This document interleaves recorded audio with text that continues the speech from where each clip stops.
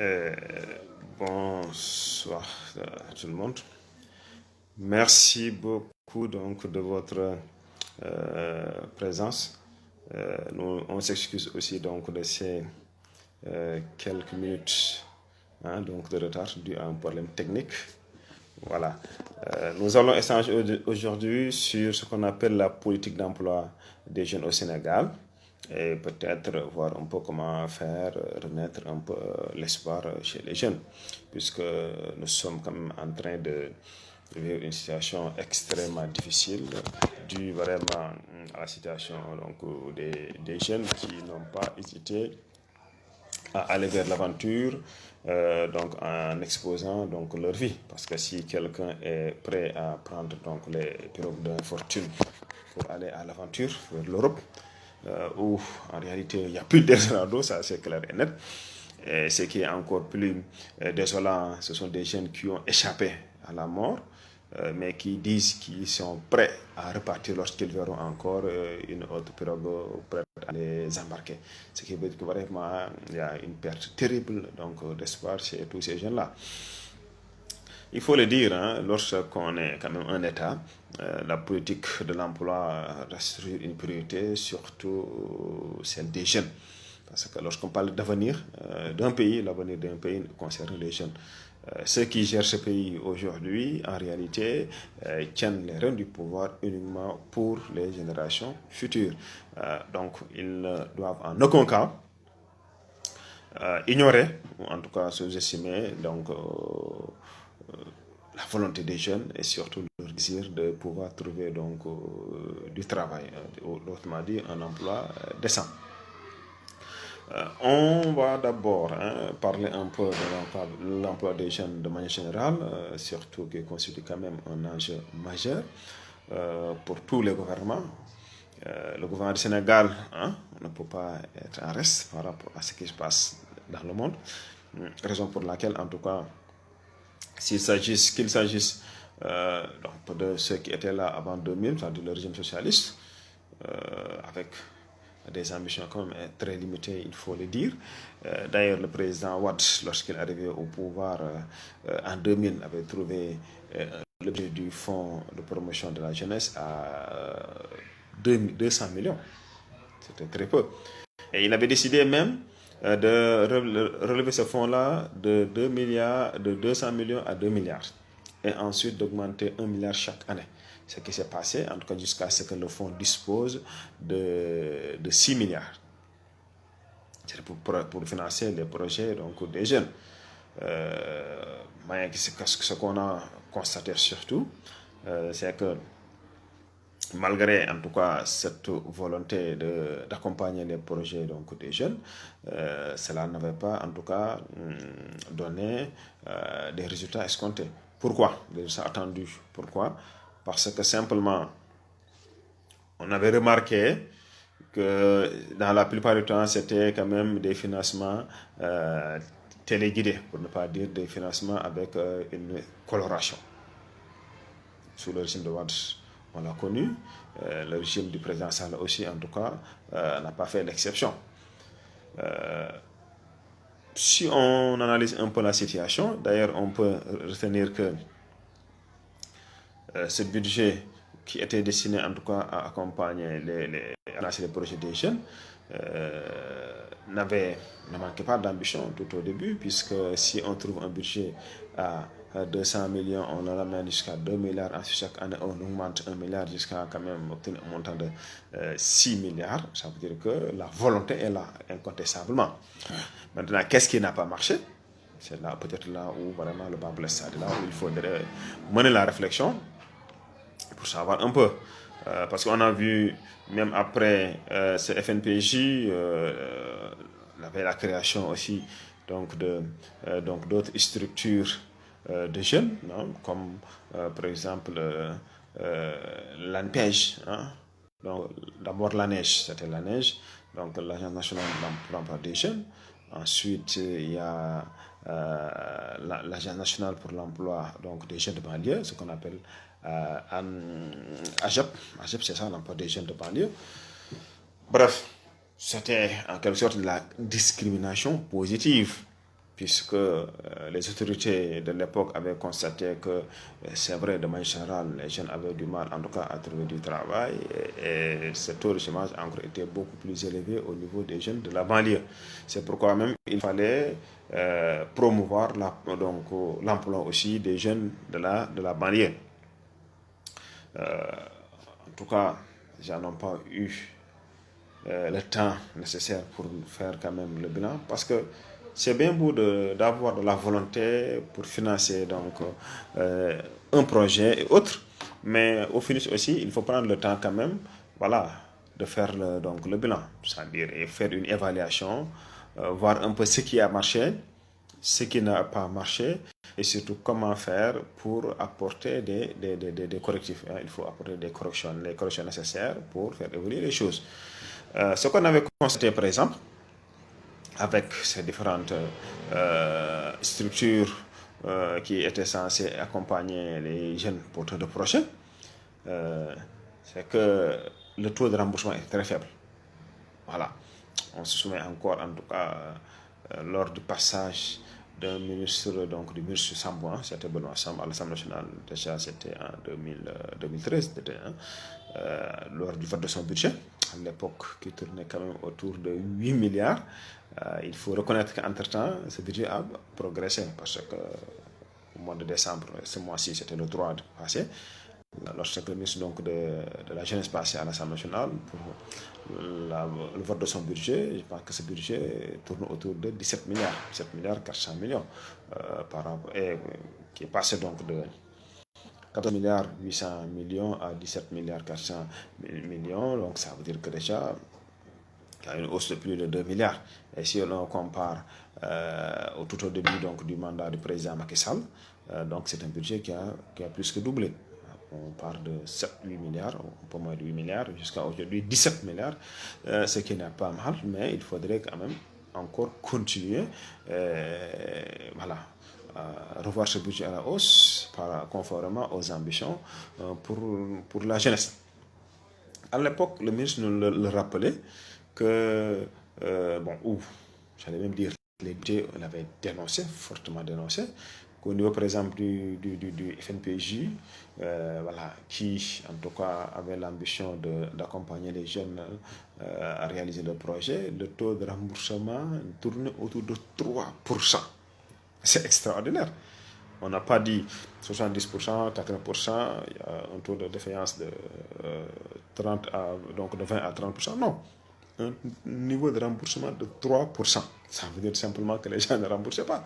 Alors que si on met en place un tel fonds, ça veut dire qu'on démarre avec certains, mais le fait qu'ils remboursent, c'est ce qui facilite le financement des autres projets. Ça veut dire simplement que ce fonds n'a pas été géré avec toute la rigueur qu'il fallait. Parce que si on porte le projet et on vous finance, l'État se porte garant, ce n'est pas pour vous permettre de faire tout ce que vous voulez. Ça veut dire qu'on vous permet de financer votre projet. Ensuite, vous êtes censé bénéficier d'un encadrement, d'un suivi, voilà, pour que votre projet puisse marcher, et afin que vous soyez en mesure aussi de rembourser pour permettre le financement des autres. Voilà. Parce que les autres attendent. Ça veut dire qu'il faut que les premiers puissent rembourser pour que les autres aussi puissent être financés à leur tour, ce qui n'a pas été le cas. Donc c'était vraiment un laxisme notoire. C'est inacceptable, voilà, incompréhensible même, parce qu'un taux de remboursement de 3%, maintenant, ça veut dire que en moins de... pour un budget presque là où le pouvoir avait injecté depuis sa création plus de pratiquement 6 milliards, je répète, le remboursement n'a pas dépassé les 3%. Ça veut dire que la plupart des projets financiers n'ont pas connu de succès. Donc c'était un véritable gâchis. Voilà. Maintenant, il faudrait discuter un peu des raisons. Qu'est-ce qui explique que ces projets n'ont pas connu de succès, étant donné qu'on avait l'habitude d'entendre parler qu'on ne finançait que les projets fiables et viables. Je pense que c'est ce que le gouvernement a communiqué. Si tous les projets financiers étaient vraiment fiables et viables, on devrait frôler les 100%, ce qui n'a pas été le cas. Voilà. Je pense que ça veut dire qu'il n'y avait pas de rigueur dans le recouvrement. Et pas besoin de porter gants aussi pour le dire. La plupart des jeunes qui bénéficiaient de ces financements aussi étaient donc des jeunes politiques. Je ne dis pas que les jeunes politiques n'ont pas le droit de bénéficier des financements. Personne n'ose le dire, puisque ce sont des jeunes Sénégalais comme tout le monde. Au contraire, ils en ont pleinement le droit. D'autant plus que ce sont des jeunes engagés. Donc c'est très important d'être engagé pour son pays. Parce que c'est ça aussi, il faut faire de la politique, il faut s'activer, ce qui n'est pas mal, puisque dans tous les cas, soit vous êtes acteur, soit vous subissez l'action politique. Donc en tant que jeunes, s'ils s'engagent, déjà, il faudrait les encourager davantage. Voilà. Mais vous avez un projet et vous bénéficiez d'un financement, vous devez battre pour que les choses marchent. Voilà. En tout cas, la plupart des projets qui n'ont pas connu de succès, c'était simplement parce que c'était destiné, en tout cas, aux jeunes qui, en réalité, peut-être manquaient même de conseils, manquaient d'encadrement. Certains même diront simplement que leur ambition, en tout cas, ce n'était même pas de développer un projet pour beaucoup d'entre eux, mais plutôt pour recevoir l'argent et faire autre chose. Donc, on en a eu quelques cas avec la DER. Bon, nous y reviendrons un peu plus tard, etc. Voilà. Donc, et dans la foulée, les ministres de l'époque devaient même dire qu'on va quand même fusionner donc, ces trois structures, à savoir le FNPJ, la neige et surtout l'AGBEF, donc l'Agence de promotion des jeunes de banlieue, pour donc rationaliser les dépenses. C'était même une promesse de campagne donc, du candidat Macky Sall.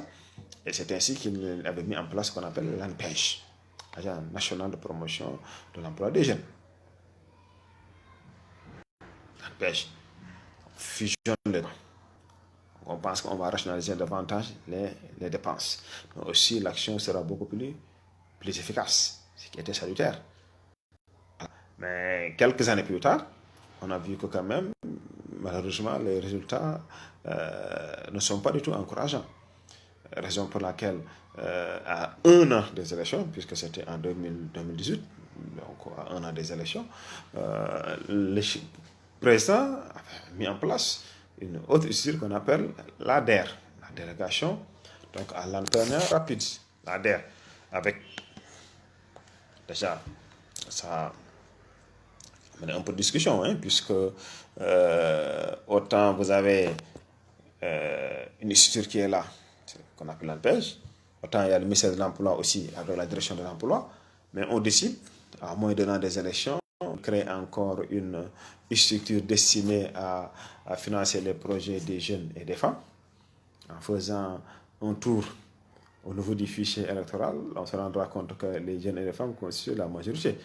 Donc on pouvait penser que c'était une véritable opération de séduction de l'électorat. Mais on ne peut pas non plus reprocher à un candidat de chercher à séduire l'électorat. D'autant plus que c'est une manière quand même, quoi qu'on puisse dire, qui n'est pas mal, c'est promouvoir l'entrepreneuriat. D'ailleurs, si vous regardez un peu les textes de l'ADER, la délégation à l'entrepreneuriat rapide, on rappelle même donc leurs objectifs. Ils ont mis en avant ou en exergue trois objectifs principaux. Le premier, c'est de promouvoir l'entrepreneuriat et les autres entrepreneurs à l'échelle du territoire national.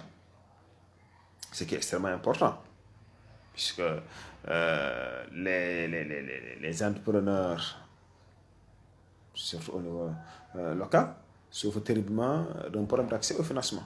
Ça, on l'a dit en tout cas et redit. On ne fatiguera jamais aussi de le dire tant que le problème existe. On sait que même dans les pays développés, ce problème n'est pas réglé, à plus forte raison dans nos pays, voilà, où pratiquement tout est priorité. Mais c'était quand même une chose à saluer. Ensuite, l'objectif c'est quoi? Créer des emplois pour les jeunes et femmes pour lutter contre le chômage, le sous-emploi, la pauvreté et la précarité.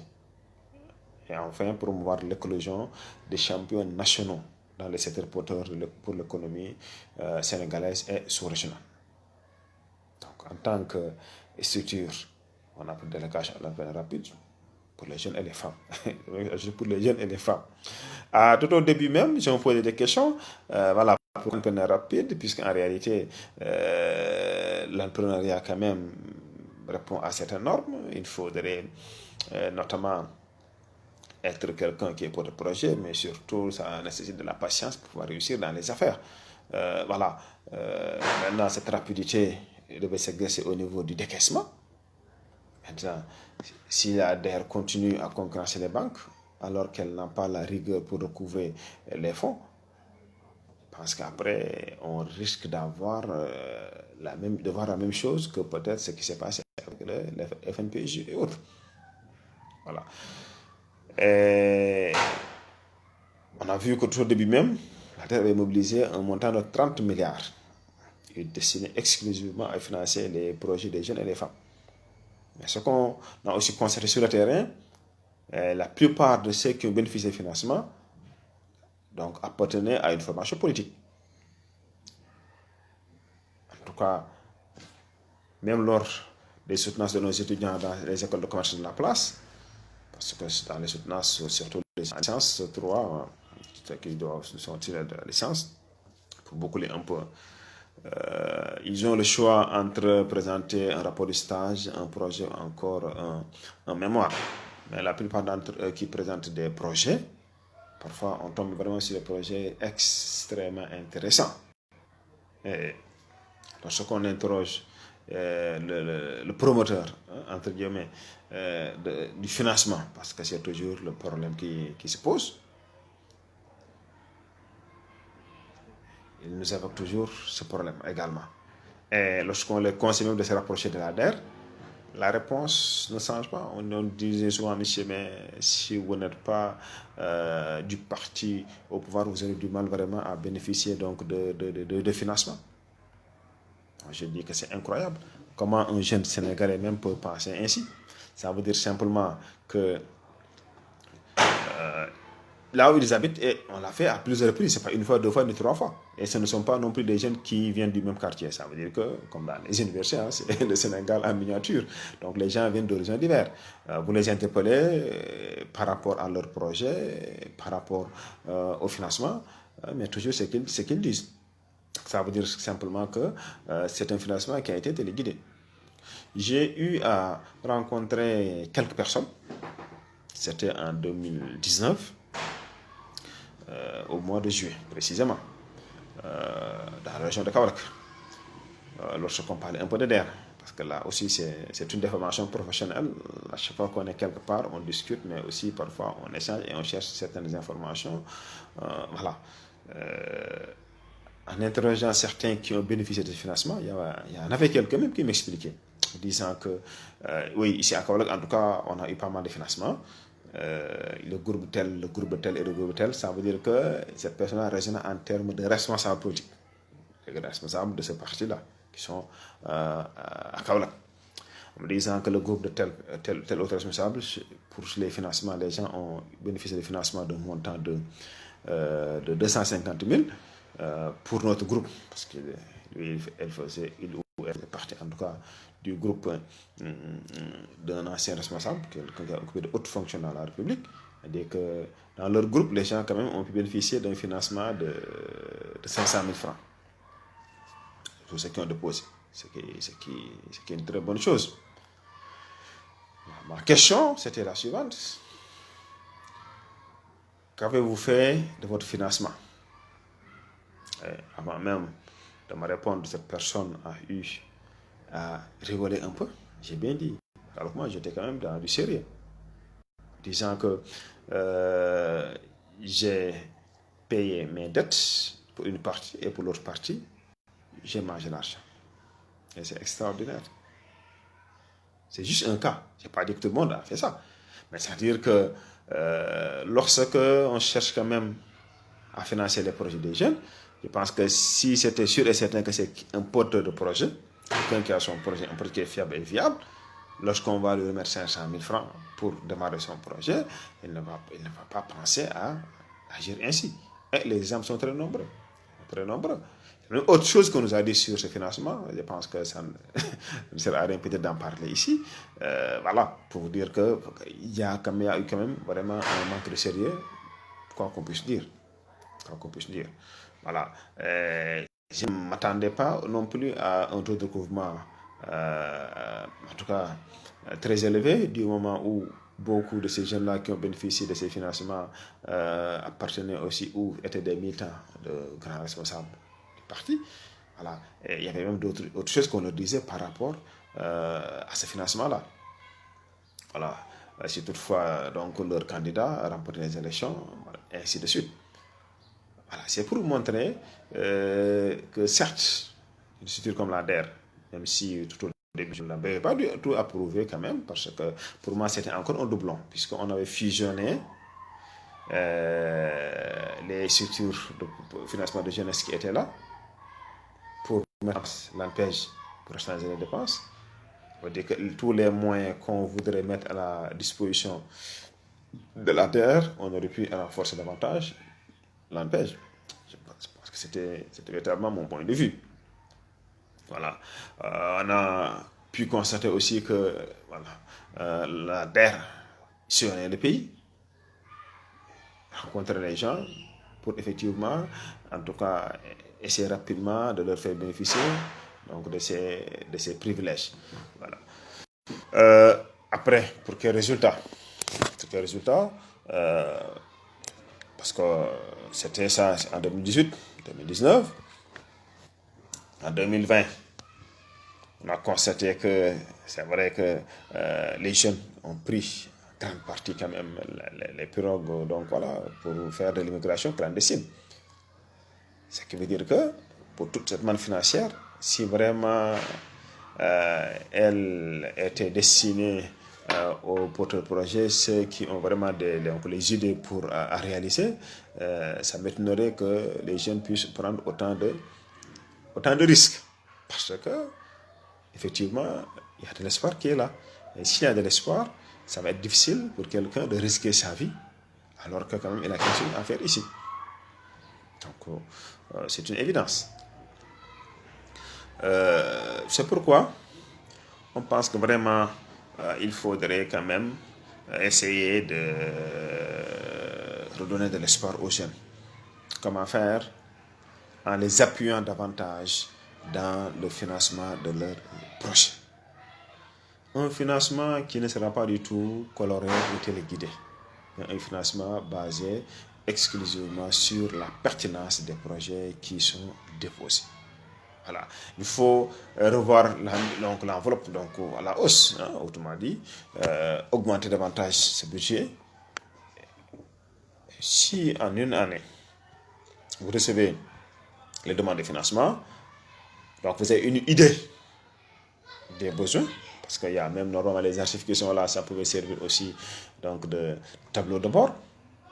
Donc dans ce cas, on connaît les capacités de l'État, peut-être le reste, il faudrait aller chercher auprès des partenaires. Là aussi, voilà, pour appuyer davantage donc, ces jeunes-là.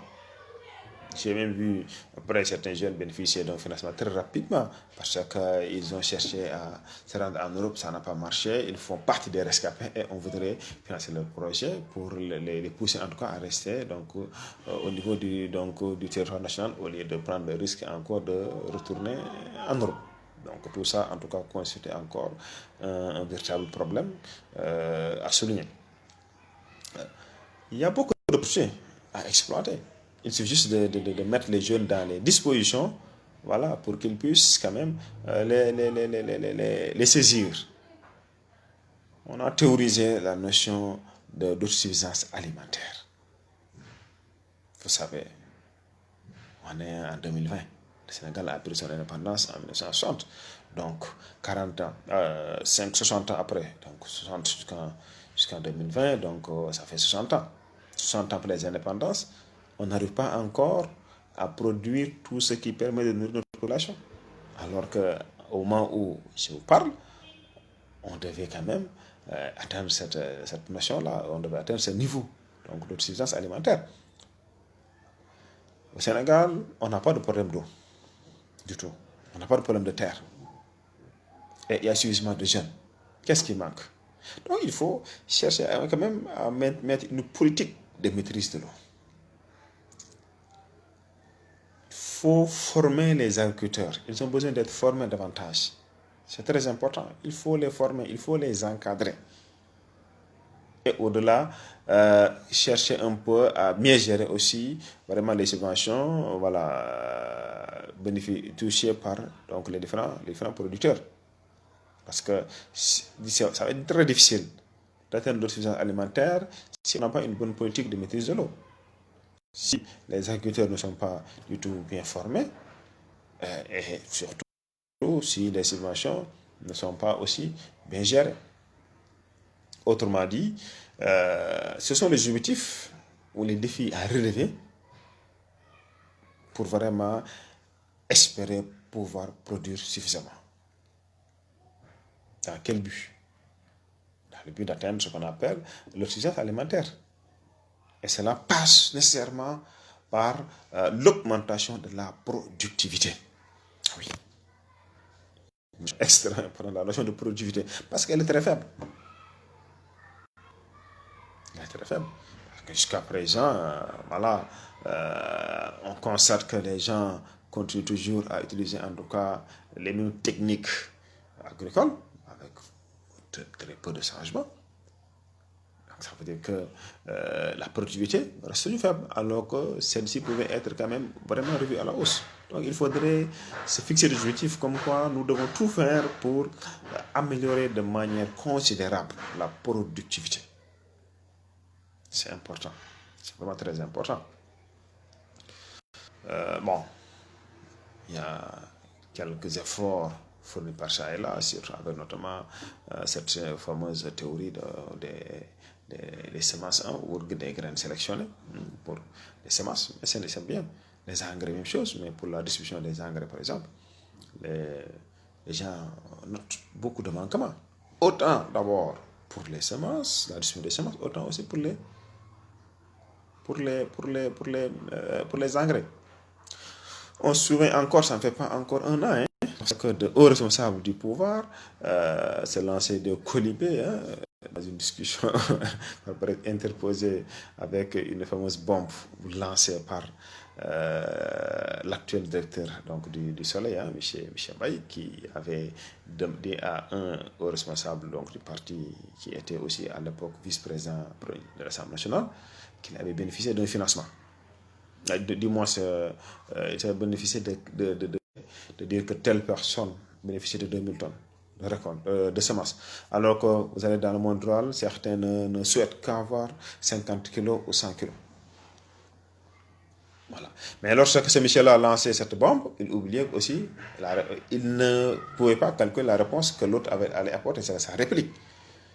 Il avait dit qu'il était d'accord. Il avait ignoré peut-être, ou il n'avait pas intégré la réplique que l'autre allait apporter. Parce qu'il avait dit que je suis d'accord, j'ai bénéficié de 2000 tonnes de semences parce que je suis un gros producteur, mais il faut publier la liste complète. Vous voyez, la liste complète, ça signifie simplement qu'il n'était pas seul. Et il est même très publié en disant qu'il y a le mari d'une ministre de la République qui avait bénéficié de 4000 tonnes de semences. Je ne l'ai pas dit. C'est lui qui l'avait dit et les articles sont là dans la presse. Vous imaginez, certains gens, certains 100 000, du moins 100 tonnes, 120 tonnes, d'autres jusqu'à 1000 ou 2000, etc. Donc, on fait la commande, on reçoit, on vend directement à l'usine, on prend l'enveloppe, on met dans sa poche. Vous pensez qu'avec ça qu'on va relancer l'agriculture, qu'on va atteindre l'autosuffisance alimentaire. Donc, c'est une tromperie lourde. J'ai même entendu plus tard que lorsque le président de la République était au courant de ces faits-là, il était dans tous ses états et il avait dit que désormais c'est fini cette notion de groupe producteur. Là aussi quand même, je reste un peu sceptique parce que ça m'étonnerait que le président ne puisse pas être informé de telles pratiques. Il ne faut pas oublier qu'il était ministre de l'Intérieur, donc le premier flic de la République, avant de devenir premier ministre pendant plus de 3 ans. Donc ça veut dire que c'est des choses, il est au courant. Donc ça veut dire que c'est des choses qui se faisaient lorsqu'il était dans le gouvernement du président Wade. Une fois aussi qu'il arrive au pouvoir, on continue avec les mêmes pratiques, puisque ceux qui sont là, en se réclamant gros producteurs ou autres, ce sont les mêmes personnes qui font du lobbying partout, malheureusement, à leur profit. Hein? Il n'est jamais trop tard pour bien faire. On salue quand même cette décision d'éliminer ces gens-là qui se réclament de gros producteurs pour essayer de viser le maximum possible donc d'agriculteurs. Ça, c'est important. Mais si nous voulons quand même vraiment atteindre l'autosuffisance, il faudrait aussi, au-delà, penser vraiment à ce qu'on appelle faire, donc vraiment de l'agrobusiness. C'est très important. On ne peut pas continuer à se contenter de produire donc, un petit lopin de terre et espérer atteindre l'autosuffisance alimentaire. Et ensuite, c'est pertinemment que dans le monde rural, de manière générale, les gens travaillent de 3 à 4 mois maximum pour rester tout le reste de l'année à faire de petits boulots, à attendre encore le prochain hivernage. Même ceux qui travaillent 11 mois sur 12 ont du mal à vivre correctement.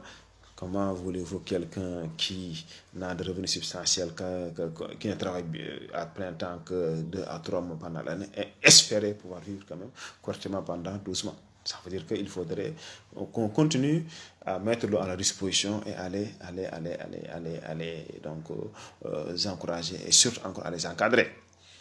Donc là, ça dépasse même seulement les jeunes, mais même les adultes, tout le monde a besoin de travail. Voilà.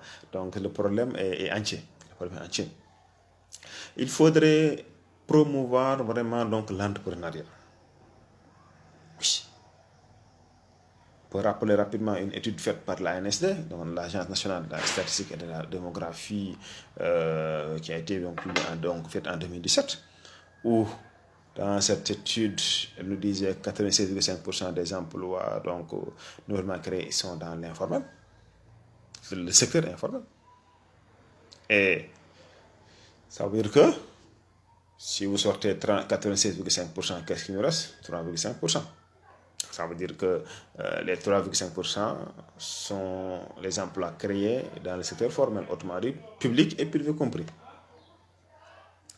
Ça signifie clairement, cela signifie clairement que lorsqu'on termine de faire une formation quelconque ou lorsqu'on termine ses études, on ne peut pas vraiment espérer être recruté donc, dans la fonction publique ou encore dans le privé.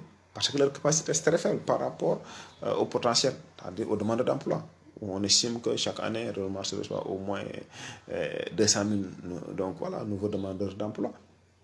Donc, c'est impératif de promouvoir l'entrepreneuriat. Maintenant, les opportunités existent dans l'agriculture, donc dans l'élevage, dans les services, surtout dans le numérique, qui constitue quand même l'avenir, quoi qu'on puisse dire. Voilà. J'ai parlé de l'agriculture, donc en parlant un peu donc, de l'agrobusiness. Moi, je pense que lorsqu'on regroupe des jeunes en GIE, par exemple, ils bénéficient d'un financement et d'un encadrement. Ils peuvent, en tout cas, faire de l'agriculture moderne, pouvoir gagner quand même très bien leur vie.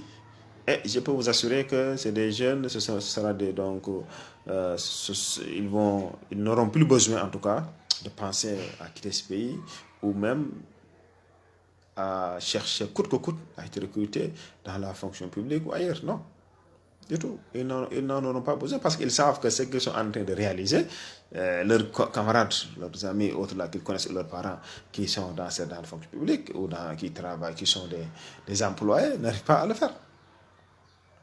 Dans l'élevage, si vous regardez un peu les importations de lait, ça veut dire que c'est des milliards qui peuvent être réceptionnés dans ce pays-là. Si on connaît à renforcer davantage l'élevage avec une production de lait en grande quantité, on organise davantage les secteurs donc, pour la collecte, tout en sachant que les entreprises locales vont privilégier les produits localement au lieu d'importer de lait en poudre, voilà, à mettre encore dans des paquets ou à transformer en lait caillé pour les revendre. Oui, c'est ça aussi. Parce qu'on ne peut pas se développer s'il n'y a pas une articulation entre le secteur primaire et le secteur secondaire.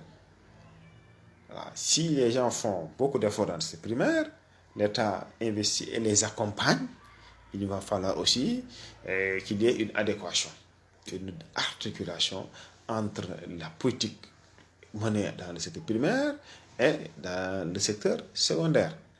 Voilà. Les gens produisent en grande quantité, il faudrait que les entreprises achètent pour transformer. Voilà.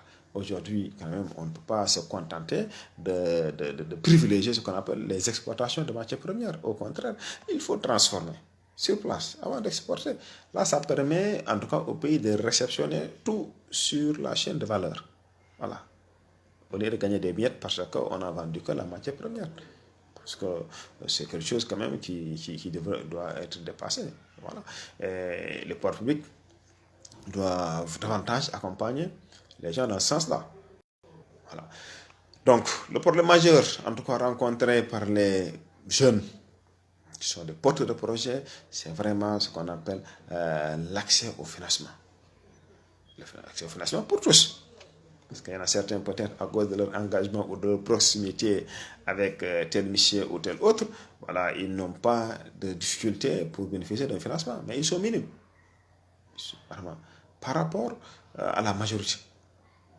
Donc, il faudrait essayer de viser un peu cette majorité pour redonner encore de l'espoir.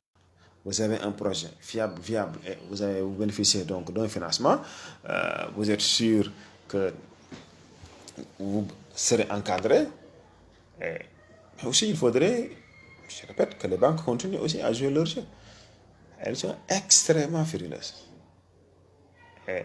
Et le problème, en tout cas, d'accès au financement, surtout pour ces institutions, au niveau de ces institutions, fait que, de manière générale, les porteurs de projets au Sénégal donc restent toujours confrontés au problème de financement.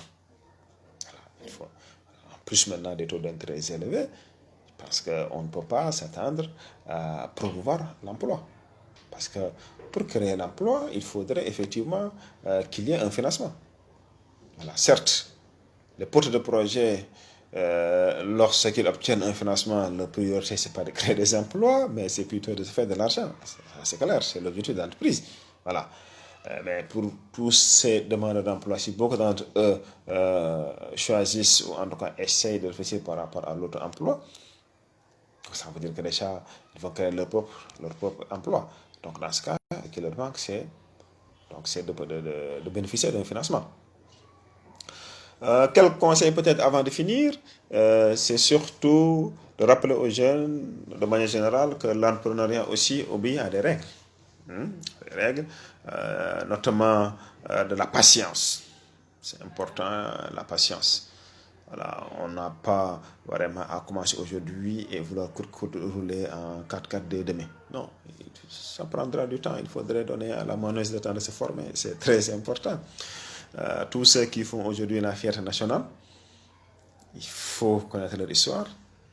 Vous allez vous rendre compte que ce sont des gens qui n'ont pas débuté. Voilà, en fait, au début, tout n'était pas rose. Hein. Pour donner le cas de Michel Amar, Cheikh Amar, vous prenez le cas de M. Ngom de Sedima, M. Babacar Ngom, qui a démarré son élevage avec à peu près une centaine de poussins, c'est exactement 120 poussins. Voilà, petit à petit, c'est pas ce qui l'a empêché aujourd'hui, voilà, de commercialiser des millions de poussins, en plus d'avoir diversifié son activité. Et maintenant, la Sedima produit donc des éléments de volaille, de bétail pour concurrencer les camps moyens de Dakar, mais aussi de la farine. Donc, mais tout au début, il a démarré avec 120 poussins. Ça veut dire que c'est avec le temps. Donc, il faut être patient. C'est très important. Prenez le cas donc, du grand importateur de riz, le doyen Bokar Sambadje, qui nous racontait qu'au moment où il arrivait à Dakar, c'était avec vraiment moins de 2000 francs en poche. C'est parce qu'il a empêché plus tard de devenir un grand commerçant. Dans l'une de ses émissions à Sud FM, où il racontait qu'il lui est arrivé d'importer 60 000 tonnes de riz qu'il a payé cash. C'est-à-dire qu'il n'a même pas fait de prêt à la banque pour payer donc l'argent, la commande. Ça veut dire simplement que ça a pris du temps. Et les exemples sont très nombreux, on pouvait continuer. Hein. Feu Aliou Sow, voilà, paix à son âme. Si effectivement vous écoutez aussi son histoire, on vous raconte son histoire, vous vous rendrez compte qu'il n'y a que la patience qui paye. Voilà. Donc, il faut avoir son projet, avoir ses idées, avoir la conviction que ça va marcher, chercher un financement et continuer. Et parfois aussi, je le rappelle, on n'a pas besoin d'avoir un gros financement pour démarrer un projet. Du tout. On n'a pas besoin de ça. Parce que l'essentiel, c'est de démarrer, d'exercer et en cours de route, des opportunités aussi vont se créer. Ça, c'est une possibilité. Les opportunités vont se créer. Donc, d'ailleurs, il y en a certains, souvent, lorsqu'ils ont du mal à trouver un financement parce qu'ils veulent démarrer avec un financement de 3 millions, 4 millions. J'ai même vu des jeunes qui n'ont aucune expérience, qui n'ont pas de seniorité, qui ont un projet qui a démarré avec un montant de 20 ou 30 millions ou plus, etc. Alors qu'on peut encore comment dire, détruire pour construire le projet avec le minimum, on démarre. Et on gagne de l'expérience, on maîtrise davantage le marché et les opportunités vont se présenter en cours de route. Voilà. Mais encore une fois, comme on le dit, le véritable problème pour les jeunes, c'est surtout l'accès au financement. Parce que maintenant, ils savent tous que qu'on soit instruit ou pas, on n'espère pas trouver donc, du travail auprès de l'État. Parce que l'État n'est pas un grand pourvoyeur d'emploi. Voilà. Et de manière générale, le secteur formel n'est pas un grand pourvoyeur d'emploi. Donc, il faudrait chercher avoir son projet, chercher un financement et voilà, maintenant se battre sur le terrain. C'est possible. C'est bel et bien possible. Il faut y croire. Il faut y croire. Il faut se battre. Et surtout, voilà, après maintenant, il y a l'environnement économique voilà, qui pourrait aussi voilà, être favorable. Voilà. Mais dans tous les cas, tant qu'on n'a pas, en tout cas, cette politique d'accompagnement des jeunes, des porteurs de projets, j'ai bien dit des porteurs de projets, pas de discrimination. On n'a pas besoin d'être forcément dans une formation politique pour bénéficier. Voilà. Maintenant, peut-être après, les étudiants vont dire que non, ce n'est pas ça, parce que nous, souvent, on finance lorsqu'on lit les dossiers, et on ne voit pas il n'y a pas de coloration. Ben bon, on est tous au Sénégal, hein, on comprend parfaitement comment ça se passe. Voilà. Parfois même, on peut faire du saupoudrage en finançant 20 projets. On prend donc les 18 des militants et on grèche deux personnes qu'on ne connaît pas. Comme ça, lorsque vous parlez, on peut toujours les brandir comme des contre-exemples. Mais je pense qu'il faudrait que les gens soient beaucoup plus sérieux. Qu'on soit beaucoup plus sérieux, qu'on raisonne en termes de citoyenneté. Tous des citoyens sénégalais, les jeunes qui sont donc en ville comme en campagne, c'est-à-dire donc au niveau donc du milieu rural, ils ont tous les mêmes droits. Ils doivent préparer leur avenir et ils veulent aussi réussir comme tout un chacun d'entre nous. Donc cela veut dire simplement qu'il faudrait continuer à réfléchir, continuer à les écouter. Parce que ça fait partie des premières qualités de manager. C'est la capacité d'écoute. Ce n'est pas parce que vous êtes à une station qui permet de prendre des décisions que vous êtes censé tout connaître. Non, du tout. Du tout. Voilà.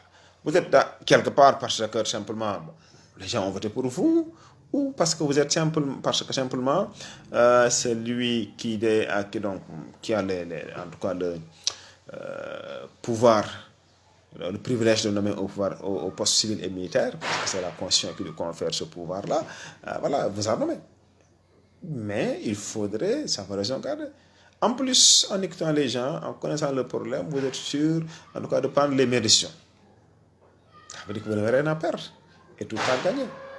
Raison pour laquelle, encore une fois, on exerce très vivement, en tout cas, les pouvoirs publics les autorités qui sont censées s'occuper en tout cas de ces problèmes d'emploi des jeunes, de financement et autres, d'être encore beaucoup plus